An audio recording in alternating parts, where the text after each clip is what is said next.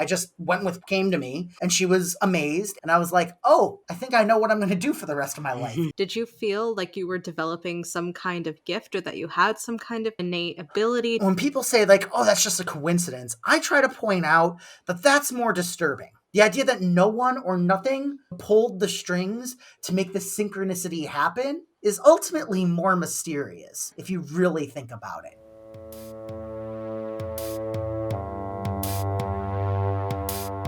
Hello, theologisters, sisters, and misters. Welcome to the Coven.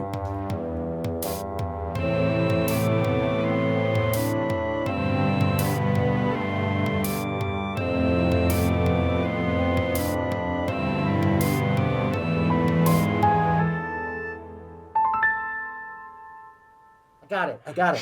So it'll be welcome to the Coven. Turn off the oven. Don't burn down the house. Listen to this podcast instead. Beautiful. Well, I guess if you guys couldn't already tell, we have a lovely guest here today, Joe Diamond. Would you care to introduce yourself? Yes, I'm Joe. I think we crushed it. I think the podcast is good. I think, yeah, that's great. Good. Wrap it up. All right. All right. The full elevator pitch. Hi, my name is Joe Diamond. I am some people call me a mind reader. Some call me a magician or a psychic. I do mind reading shows on the internet over Zoom for companies and private events, and also do ticketed events. I've done everything from radio shows and podcasts such as this to some TV appearances on Netflix and Showtime. I'm a world record holder for solving the world's largest corn maze blindfolded. I'm a Sagittarius, and I like long walks on the beach. Well, welcome to the podcast. Here we love to discuss strange beliefs, and I feel like you have some strange beliefs.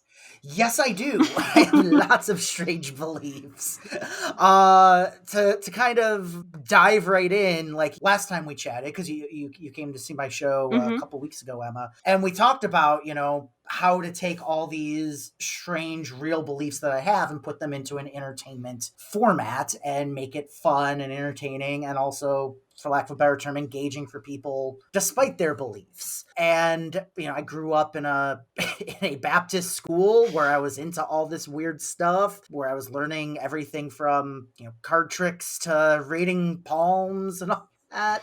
And so, I developed a lot of strange beliefs, and that has kind of made its way into my shows and my artistic work and so forth. Rather than just explaining it, I think it'd probably be cool to do something real quick. And since Arthur didn't get a chance to see the show last time, let's try something real quick with Arthur.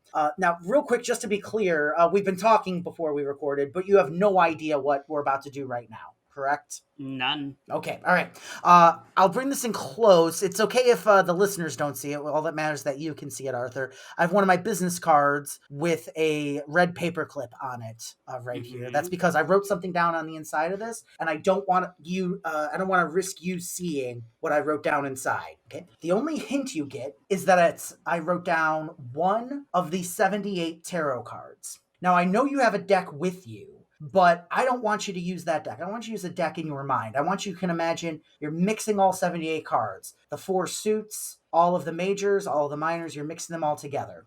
All right? Imagine they're spread out in front of you. Now, this is all going on in your imagination, which is perfect because, the listeners are doing the same thing. And again, I'll keep this folded card perfectly in frame so you can see it. In your imagination, Arthur, can you imagine you pull out a tarot card and you look at it? Can you see what that tarot card is in your mind? Okay.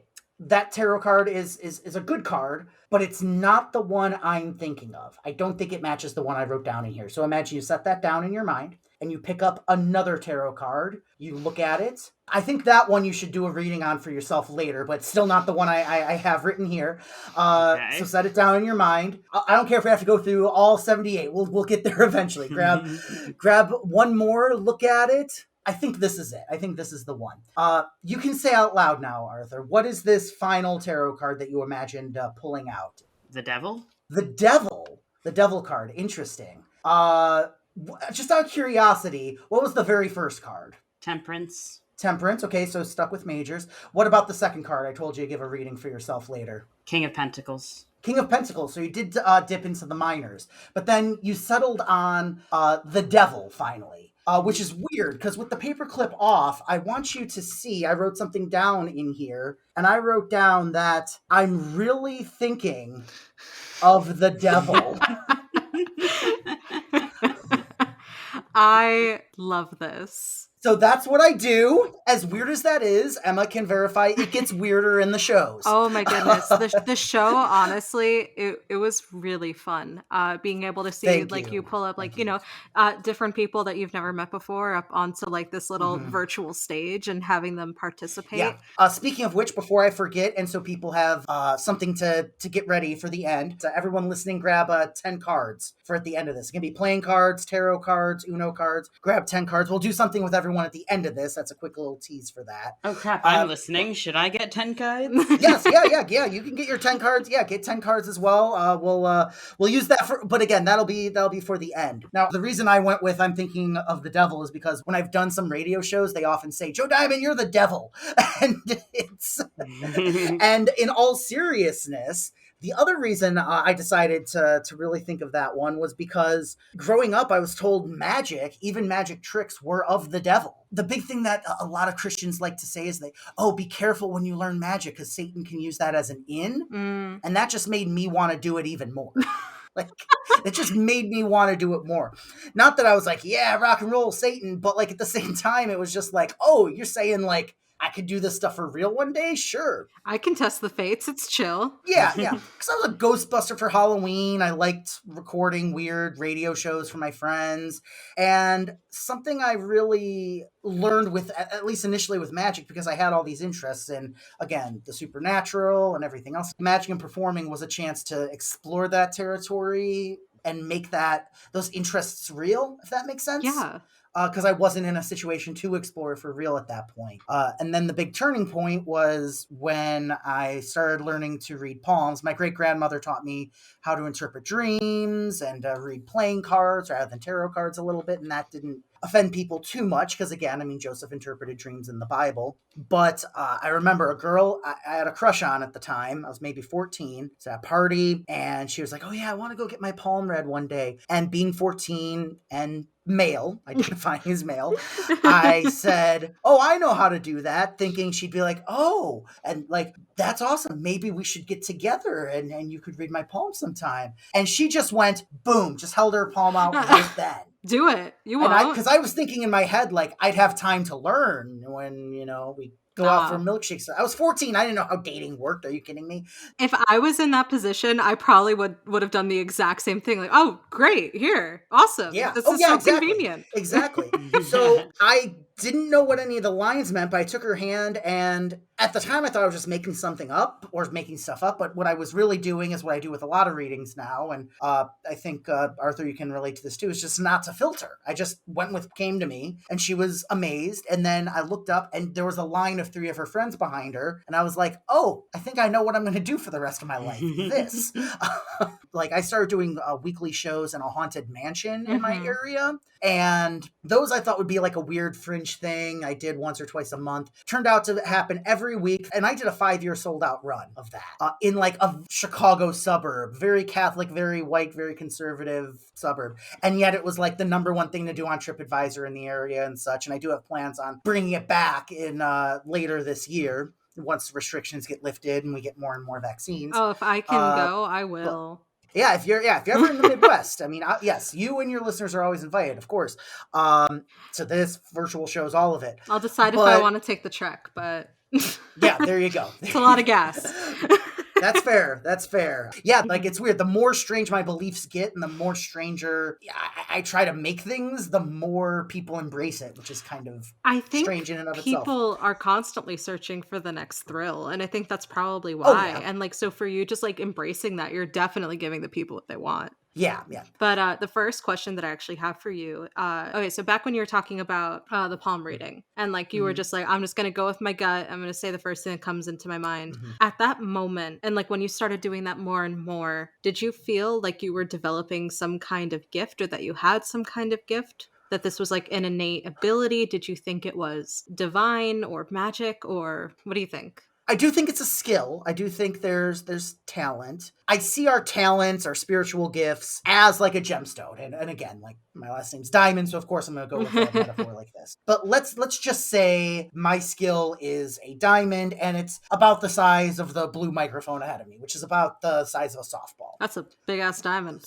It is a big ass diamond, yeah. But let's say it's in a giant chunk of coal. Like you got to chip away all the rock, all the excess, and you got to work on it to polish it. Mm-hmm. I've seen diamonds as big as that, and I've seen one smaller than a dime that was worth $100,000. But it matters how much you care for it, how much you chisel it, how much you work at it, and it doesn't matter how much you work at that diamond, or I work at this diamond, it's not going to be like your ruby. I shouldn't, if your spiritual gift in this case is, a ruby in this case, I shouldn't be jealous or upset that mine's bigger or smaller or different. I think you see where I'm going with this. Yeah. I think we all have our gifts. I shouldn't be upset if someone's gift is, just for example, if someone's a medium and they can speak to the dead, which I think would be awesome. Like, I want to have conversations with so many people passed over, not even my family members. Like, I want to talk to Kennedy. I want to find out what happened. Like, are you serious? Like, I want to find out. Are you sure he knows what happened? Maybe, who knows? Like, I don't know. He died pretty quickly, so I don't know if he actually knows. Yeah. That's a no-brainer. Hey-o! Anyway. So I think we all have them, and I think we just don't always polish them or care for them in the way that we should or are always meant to. I think a lot of us do figure it out, whether it's reading people, intuition, artistry. My dad has never taken a single day of education for being a mechanic. He never went to school for it or anything else. But I can pull up to the house and he can be like, hey, pop your hood. I think your belt's loose. Or he can just like look at an engine and go, oh, I need to do this and fix it himself. My friend's mom is a wonderful editor. She can just look at a page of text and in a couple seconds go, you have 3 typos and a grammatical error, and just hand it back to you. And again, like, yeah, give me a Stratocaster and 25 years. I'll probably be a pretty good guitarist, but I'm not going to be Jimi Hendrix. Right. So, I mean, I guess where my initial question leads me to is in terms of what you do believe in. And I'm talking about like, the natural world versus the supernatural world, what people usually tend to think of as being otherworldly. And I mean, like, whether it's ghosts or, like, as you said, you'd love to talk to Kennedy. Like, to what extent do you believe these things are real things that are possible? I believe in all of it. It's like Bigfoot is transdimensional. Sure. Yes. Awesome. I'm down. Like, you don't have to sell. Like, I get it. Like, I do try to approach everything skeptically and try to approach everything that I am going to seriously make as part of my belief system. Like, yes, if someone has a story about Bigfoot or a theory about Bigfoot, I want to listen to it. And I'm very much got like that anthropologist brain where it's like I can turn off my brain and be like, this person is right and true about everything. Let me hear what they have to say. Yeah, that suspension of disbelief, which is something that I practice that a lot, especially like, when talking to Arthur about all the things, like I always say that like I might know in my heart what may or may not be real to me, but that doesn't mean that it's any less real to you. Like, I've definitely had some weird experiences with like ghosts, but I don't know. This is going to sound like a weird. I mean, I want to hear about that.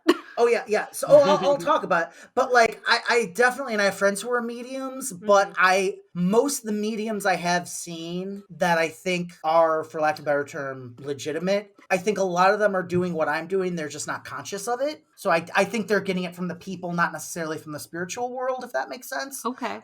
For a lot of them, not all of them, of course. I mean, let's face it, people aren't stupid. None of us are stupid. As much as we want to be like, oh my God, these people believe all these stupid things, deep down, we still have our bullshit meters. We still have our, okay, but really, like, we all have that. It doesn't matter if you're if you're a believer in the supernatural or religious or, whatever. We all have that to a large extent. It is built into all of us. Oh yeah, for sure. So it's amazing what, for lack of a better term, slips through those cracks for each of us. For me, I really do believe it. I do believe in intuition. I believe in my intuition. I believe in other people's intuition. There are, just talking about my from the standpoint of my work, there are moments in the show, as you saw, where I am taking a risk. Sometimes it pays off, sometimes it doesn't. There are times where I'm having someone else take a risk, and sometimes it pays off and sometimes it doesn't. Like every sometimes things are, oh my God, off the charts spot on. Sometimes it's really close. Not spot on, but close. And for me, that's at least part of the fun. Like, I don't even know where some of this is going to go. Like how accurate can this get tonight? Is it going to be way off? I mean, if anything goes wrong, I have scripting for just about all of it that I can use. I also have a background in improv. So even if something is totally wrong, I can still make it fun and enjoyable and entertaining most of the time. Most of the time. Every other time has been a learning experience. Yes. The only reason I can do that is because of all the learning I've had from it. So I do believe in intuition. I do believe in a lot of the supernatural when it comes to spirits and energy. But what does intuition mean to you? What does intuition mean to me? I can sum it up with one sentence. Intuition is when you get that feeling and you don't do it. On it later on, you realize, I should have done that. I should have taken that way home. That would have been quicker. All intuition is not taking that next step. All intuition is acting on that first initial gut instinct. There's definitely been scientific studies of like people who just say yes to everything, or people who act on stuff, or just, take lucky chances. Basically, when you're taking a totally out there guess, I think that's definitely part of it. So I do give myself as many chances, and I just try to allow for it. Like the other thing too in my work that a lot of more traditional magicians and mentalists are terrified of doing is I leave moments for real stuff to happen, and very often it does. I talk about, hey, sometimes after the show, after doing this thing with pendulums and talking about spirits, people have had objects move. People have had their lights flicker. Let me know if that happens, because it does. I mean, about every other show, there's usually something. There's some nights where there's more. There's some nights where nothing happens at all. I think it's very humbling to me to show like, oh, I don't know everything. There's stuff that happens in my shows that even I can't explain. There was one time on stage where I had someone just think of a name of someone, and I was about to guess it, and all of a sudden that person's phone started ringing. And the thing I do for is to say, imagine you're calling the person, all of a sudden rings once, rings twice, and on the third ring they pick up. And right at that moment, that person's phone started ringing. Now, what I normally say is I say, imagine they pick up and say hello, and you say, hi, Arthur. And, that's how I deliver that I know the name. And it's surprising to the person and everything else. And I usually have it right up at that point. Well, in this case, the phone started ringing, and I was like, check to see if it's Arthur. And it was. Wow, Arthur, I didn't know that you called random people. Well, yeah, but in this case, it was Jonathan or something, a much boringer name than Arthur, I promise. No. This is my side hobby, just calling people. Yeah. Okay, fair enough. So I took the intuitive leap that I always do at that moment in, the show. But when that happened, like part of my brain, I think back on it, it's like, I could have said, oh, ignore that, just keep thinking of the name, or do that.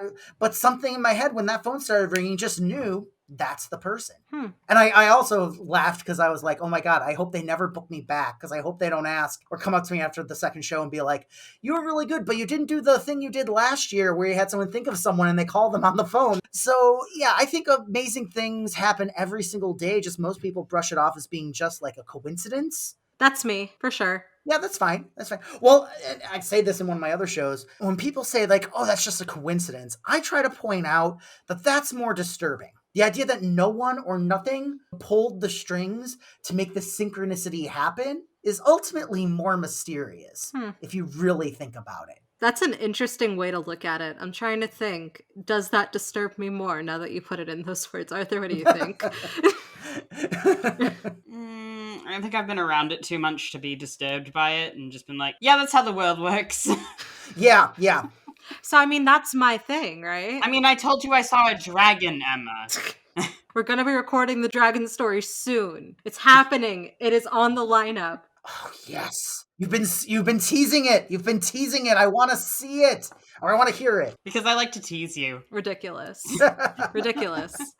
But, okay. I have one more little question, and then I definitely want Arthur to jump in. I had one question. After the live show, would you ever read for somebody if they didn't have their webcam on, or if they weren't in the same room as you. When it comes to you using your intuition, does that hinge on being able to see the person or be in the same vicinity as the person? Like if I called you right now and I said, I want you to do this, exercise with me, but I can't put on my webcam, would you be able to? So a couple things. I try not to encourage challenges just because from the standpoint of I'm the idiot who'll be like, yeah, let's do it. Let's see where this goes. Mm-hmm. And that has, paid off, but it's also gotten me in trouble. Yeah.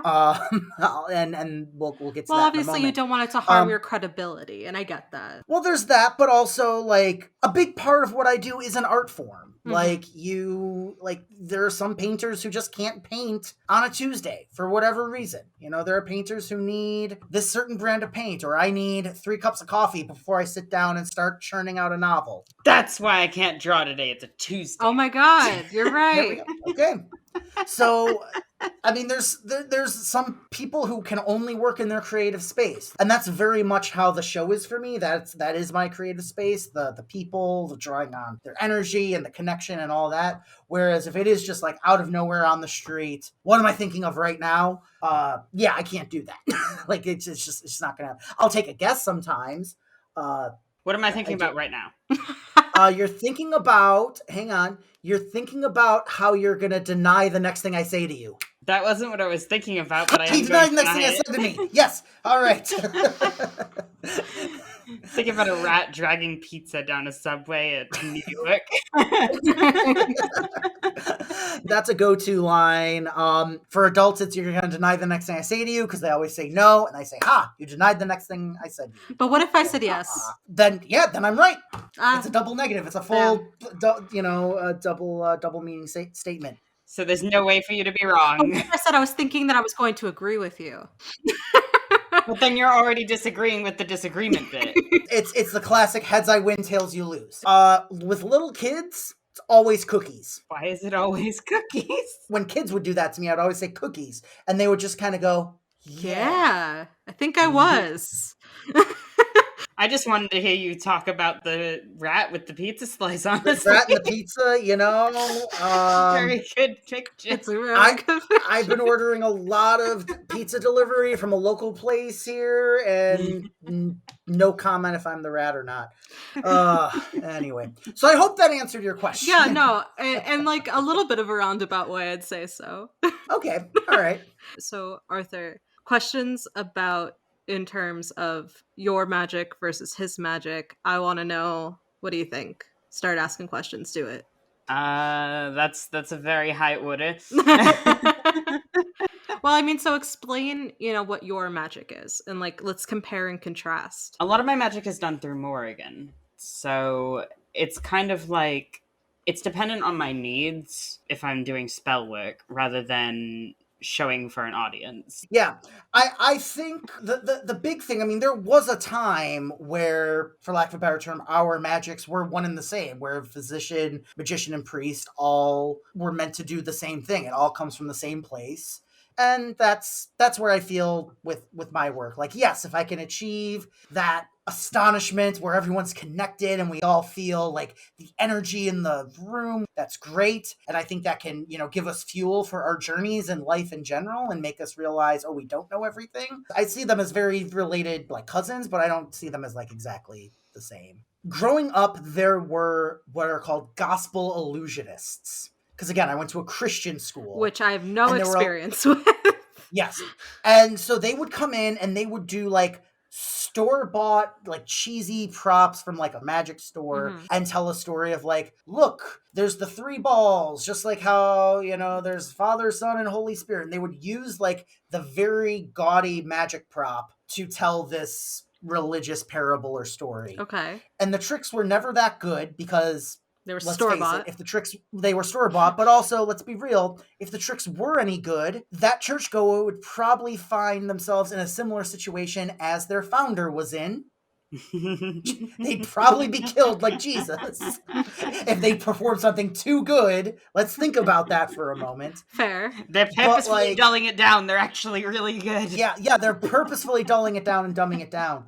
But in a weird way, I kind of see like how I look at the world, the unknown, the paranormal, the big magic with a K, all of that. Mm-hmm. I see my shows as a way of kind of, in the way that gospel magic is meant to point towards God in the Bible, I see my magic as a way of pointing towards, look, we're only here for a limited amount of time.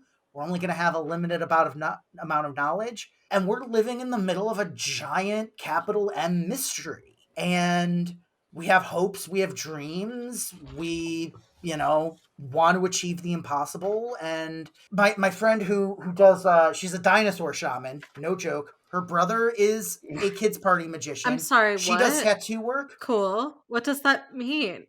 She has done shamanistic practices at archaeological digs with dinosaur bones and traces and sketches the bones for scientific journals. She did my tattoos as cool. well. Her name is Karen Henning, and she said magic allows people to become the hero of their own story. And I really take that, again, from an artistic standpoint. Like, if just going back to the virtual show, it's way more about the other people on screen than me. It's about their intuition, their choices. Even if I'm guessing what they're choosing, or I'm playing a game with them, it's not about making the game a challenge and, I'm smarter than them. It's like, wow, you're really good at this game. Let's see if we can take it a step further and let's see where it can go. And the show progressively it starts on my end of the screen, but as it progresses, more and more happens on everyone else's sides of the screen. So I think that is one parallel with, again, gospel magic, Arthur's magic, and my magic. Again,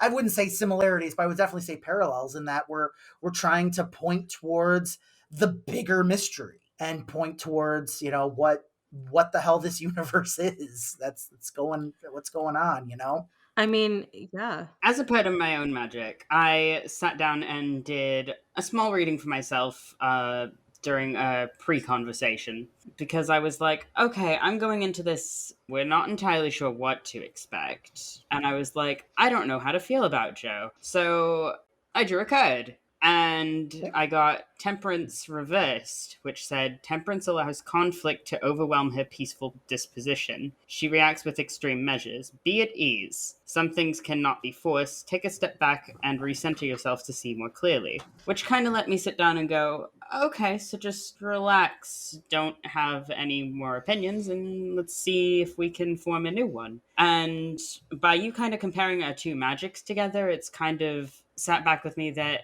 they're very close knit cousins. It's not so distant that you can't connect the two forms. Yeah. So it's funny. I know I'm, the skeptic of the podcast, but Arthur sometimes is harder to convince, which is funny. Oh, yeah. Oh, well, that's the other thing, too. And that's one of the things that initially drew me to your podcast, which is a lot of magicians think people who believe in tarot and get readings and all this stuff are, at best, fools. I just read a book by, I won't say the author's name, but he basically said at one point, well, it's quite obvious that, all psychic readers in New York are part of a criminal network of gypsies. And it's like, oh my God, this is racist and outdated and just wrong. Just wrong. Now, yes, are there criminals in every industry? Yes, there are snake oil salesmen who are evangelical Christians, and there are pastors who genuinely care about their congregation. Are there tarot readers that genuinely read for people and do it for? Yes. Are there people who con people and pretend to do it? Yes, of course. So I'm not saying that, but just to say outward, oh, well, this is all obviously, part of a criminal it's like, no, the people, and that's the thing too. I'll admit, because I believe in a lot of this stuff, I'm kind of isolated from a lot of magicians. Like, oh, you actually believe in this stuff? That's kind of weird. And then in my local paranormal community and metaphysical community, they're like, oh, well, you do shows and tricks. You're not one of us. So I belong to both communities, but I don't feel welcome in either sometimes, which is very, very hard. But I think it is fascinating how, again, specifically the ones who are the entertainers, like will go on and on about how magic doesn't exist, and yet you never meet a musician who goes, oh, no. There's no such thing as music. It's just sound. When I hit this chord, that goes into your ear and hits this organ. And like the emotions you feel when listening to Dust in the Wind, those are all fake. Like I was at the Minneapolis Museum for the Guillermo del Toro exhibit. Mm-hmm. And there was a wax figure of the Frankenstein monster and the bride from Bride of Frankenstein. They were behind a rope, but there was no glass between me and them. There they were in 3 dimensions, fully formed. Mm-hmm. And like it was that scene where he's holding her hand and she's terrified, that heartbreaking scene. Mm-hmm. And I walked up to it and I just started bawling. I just started crying. I couldn't help myself. It came out of nowhere. Just seeing this thing I had seen since I was a kid, now in 3 dimensions in front of me. All I could, whenever like I hear those magicians, I just think like, imagine if at that moment Guillermo del Toro himself was standing next to me and just suddenly went, oh, no. See, these are wax figures. These are this. It's like, no, the fact that first of all, fuck you. Second of all, the fact that I'm having a real emotional reaction to this unreal experience is a form of magic, is a form of alchemy, is a form of transformation. You would never let someone say your love for your loved ones isn't real, even though you can't see it. You'd never let someone say, your love of a certain song or the emotions you feel with a certain song isn't real just because you can't see it. Don't let someone tell you magic isn't real just because you can't see it. I really like that perspective. That whole concept of you're a part of both communities, but you feel like you don't belong. Sometimes there are some people such as yourselves who are awesome and we connect with right off the bat and everything else. That's fine. You're always welcome here. Oh, well, thank you. But I mean, again, like half my job is just is fighting the skepticism, fighting the, so like I'm not offended when people are like, whether it's, you, Arthur, in that case, where you're like, I'm not quite sure what's like, I have that happen every single day with event planners and bookers and, all this stuff. So, I mean, it's part of my job. Sometimes it's frustrating. Yes. It's more frustrating, I think, for my wife because she tries to explain to people like, oh, because like if she just says magician, they go, oh, does he do kids parties? Oh, like my son's turning 8, and if she says mind reader, they're like, so like does he like read tarot cards or like a storefront and I'm so the way the elevator pitch finally her and I came up with was, I'm a kind of magician. I do corporate events and private events where instead of pulling a rabbit out of a hat, I stand on stage and pull thoughts out of people's minds. And that's pretty good one. That's the best, again, way to describe it and then move on from the conversation. Yeah. So it's my job artistically and to get people to actually see my art to break down that skepticism. So yeah. Have a lot of practice with it. But yeah, I mean, so like one thing that you hear all the time, like a magician never reveals his secret. So if I had to say, like with you, I'd say, well, there really isn't a secret to reveal. Do you think that resonates? Yeah, that's a very there's also a phrase in the industry that magician's garden empty safe. Ultimately, the tricks aren't that interesting, like the idea that at the end of my show I take the card and bring it up to my camera and I got a piece of double stick tape there so I can leave it there and my hands are free to move my stuff around. Like that's not a beautiful secret. That's not deep or interesting or anything. like there's nothing. It's tape. I'll say this much too. Even though I'm doing a technological, a virtual show, I won't say what it is, but in the show you saw, Emma, I do a piece whose technique is traced back to a book from 1584 called The Discovery of Witchcraft by Reginald Scott, which many people believe is the first book on magic and the occult in the English language. And he breaks down spells, but he also talks about conjuring tricks. Like he shows like a knife with a hole cut in it to show how it looks like you can put a knife in your arm and come out unharmed. And then there's a section on love potions too. So something that I have in my show modernly has its roots in something from 500 years ago. Right. And the other thing too is like people just don't want to know. Like if they wanted to know, they'd be in the industry. Like, like my wife's mom, she was like, so he's got to be really good at reading people. He must like look for poker tells and body language. And, but then he always takes that little extra leap. And some people are like, oh yeah, it's all a trick. And I don't care from that standpoint. There are things I do that, yes, there are deceptive and show busy elements to it, and there's stuff I'm doing where it's absolutely real, and I kind of like that people don't know where to put the marker. I Yeah, think it that's just really is another. hard. As someone who like went to the live show, it's very hard to tell where that line is drawn between this is very psychology versus this is more than that. Yeah, and I think the reason why, don't reveal your secrets with magicians is because that's the only thing they have going for lack of a better term, their art that's interesting. That's the only thing. Like, they have to Yeah. prove, So I think even from that standpoint, I do try to work so that my shows, if someone is really skeptical and wants to figure it all out, yes, I want my show to be interesting to that person. If someone just wants to watch and have fun, that's fine too. And if someone watches the show and gets something deeper out of it, that's of course, what I'm going for. I know that's not going to happen every time. I heard a comedian say, like, if you don't have any meaning in your work, then you're just sending out empty bottles with no messages in them. You're just littering. But, there are those things that yeah. So, but not everyone's gonna pick it up off the beach or take it out and read it and everything, and that's okay too. So, to wrap up, because first of all, Yes, I want to say thank you again. thank you. This has been a blast. Of course, and obviously, sometime in the future, we'll have to meet up again and do more cool stuff. Yes, Because absolutely. obviously, there's so Absolutely. much more that I would love to ask you that we can't really fit into, somewhere That's between okay. half an Hey, hour and 45 minutes. You want to do a part 2? You let me know. The answer is yes. This is a blast. So, you want to do like this one extra little Yes, card yes. thing? This last thing with the 10 cards. Everyone should have their 10 cards ready. This is a perfect example of how I combine, for lack of a better term, the two magics. So, big surprise, my favorite tarot card is the Magician. The Magician represents power and control over the world around us, and that's something I think a lot of people felt lacking in the last year of 2020, and as we're going further and further into 2021. So, we're going to use our 10 cards for a ritual to allow your listeners to have more power and control over the world around them as well. Everyone should have their 10 cards. They can be playing cards, Uno cards, tarot cards, and mix them up. And again, we're using these as a ritual. If the word ritual offends anyone's modern sensibilities, you may simply call this a program. I stole that from Doctor Strange. Now, at this point, there shouldn't be anything I know about the cards in your listeners' hands, but I do know one thing. I know you and them all have 10 cards, of course. So I don't even want to know that. So get rid of a couple. Now, don't get rid of just one. Get rid of at least 2.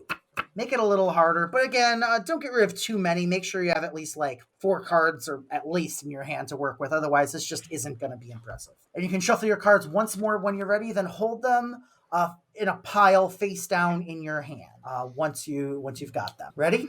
All right, now just pick up the whole pile in your hand and take a look at the bottom card and remember it, the very bottom card. Don't forget it. All the listeners, don't forget it. It'll be important later. Put it face down, and we're going to cast a spell. We're going to spell the word magician, just like at the bottom of the tarot card. So everyone take the top card, hold it in front of you, and say M.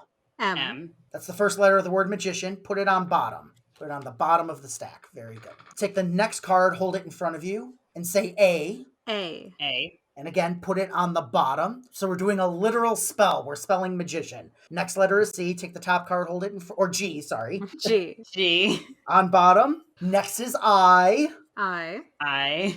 Put it on bottom. Next is C. You sure? C, yes, on bottom. Next is another I. Next is another A. And next is another N. Perfect. Only have one more ritual to do. You'll notice the magician has one hand pointed towards the heaven, one hand pointed towards the earth. That's because they're saying as above, so below. So take the top card and deal it to the table and say as above. As above. Take the new top card and put it on bottom, just like the cards before, and say so below. So below. Do that again. Deal the top card to the table. As above.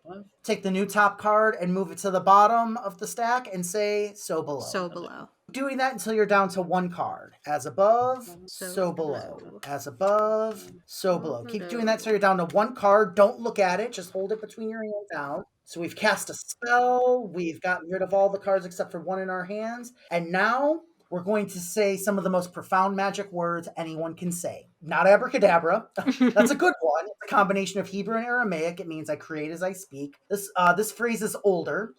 We'll just do the English translation. It's I give myself permission to be powerful. I give myself permission to be. Permission to- Wow! I just heard their leg behind me.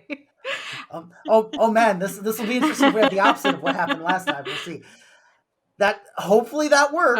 That was like speech jammer. Yeah. Let's see. You should be holding your card in your hand. Take a look. Yeah. Yep. Hey. Yes! Huzzah!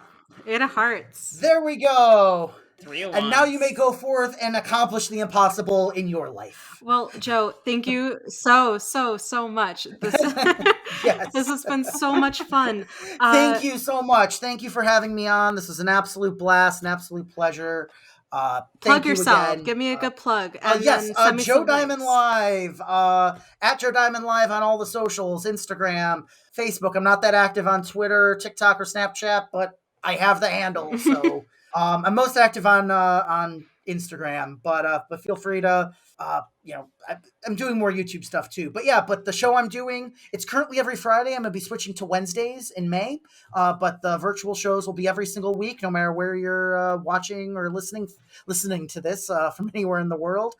You can join us, and I can do something directly with you through the power of Zoom. That is at JoeDiamondLive.com, and just click at the banner at the top of the homepage for dates. Of course, we're going to be linking everything down below as well, in case you guys don't feel like typing. Absolutely. Yeah, typing's for chumps. Typing's for chumps. Typing's for chumps. So, I guess that being said, everybody, stay spooky. Bye.